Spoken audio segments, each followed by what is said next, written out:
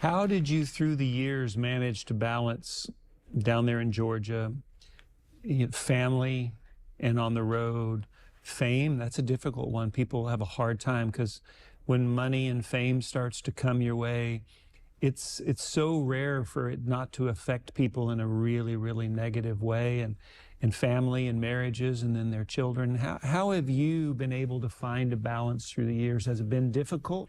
A lot of people say that fame and fortune changes the person that it happens to. I don't believe that as much as I believe it changes the way that everybody else looks at you. And that may inevitably change the way that you act or that you deal with people. But I came out of playing bars and clubs, Right. beer joints, honky tonks, bowling alleys, biker bars. Yeah. And back in the day, when I was playing, this is way before record deals, when you were playing in those places, I had a goldfish bowl that I would set up on the front of my stage for people to put tips in.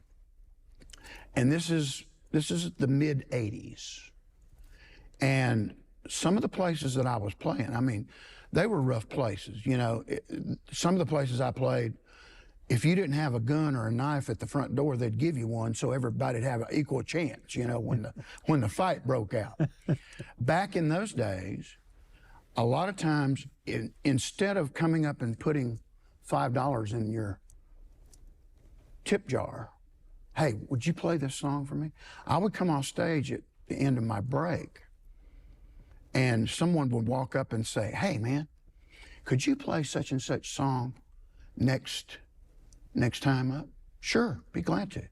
And they'd stick their hand out, you shake hands with them, and they put a half a gram of cocaine in your hand. Mm. And so I started doing that. And I couldn't afford it. I couldn't afford to buy it at that time. But when I got to a point where I was starting to have success in the music industry, I could afford it. And I did it regularly for probably the better part of a year and a half, 2 years. And I had just an epiphany one morning. I had been up for 3-4 days, and I went to bed finally, slept for 2. When I finally got up, I'll never forget it, I was brushing my teeth. I'm looking in the mirror, and I started talking to myself in the mirror. I said, you are an idiot. Everything that you have ever dreamed of in your entire life is happening for you right now. All you've ever wanted to accomplish is happening for you right now. And you are about to flush all of that down the drain and destroy it. For what? And it was an epiphany. And once again, I believe that was God's way of speaking to me and basically saying, you know what? You know this is wrong. Yeah. You know this is where this is going to lead. Knock it off. And I did. That's great.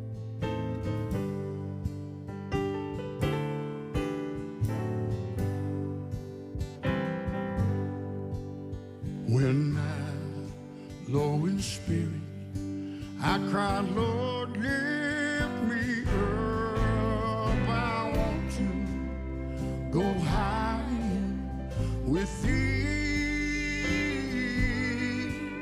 But the Lord knows I can't live on a mountain all the time.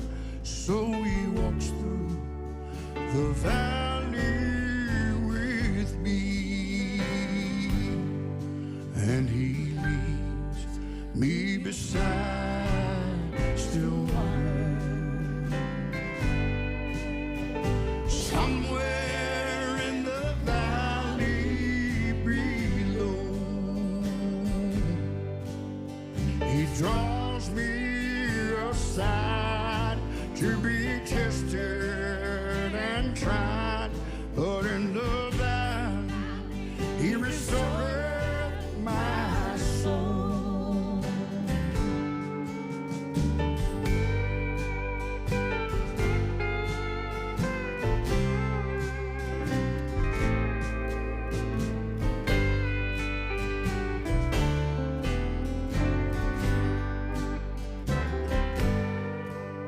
And it's dark as a dungeon, and the sun seldom shines, and I question, Lord, why must this be? And he tells me there's strength in my struggles, and there's victory in trials for me. And he leads me beside still water, somewhere in the valley below. He draws me aside to be tested and tried, but in the valley he restored my soul.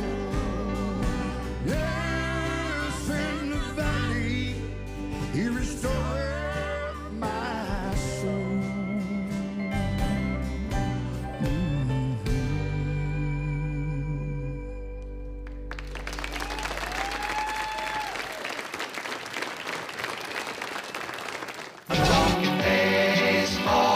Like Reggie Quisenberry talking baseball. Carew and Gaylord Perry, Seaver, Garvey, Schmidt, and Vida Blue. If Cooperstown is calling, it's no fluke. They'll be with Willie, Mickey, and the Duke. Willie, Mickey, and the Duke. Say hey, say hey. A message from Major League Baseball.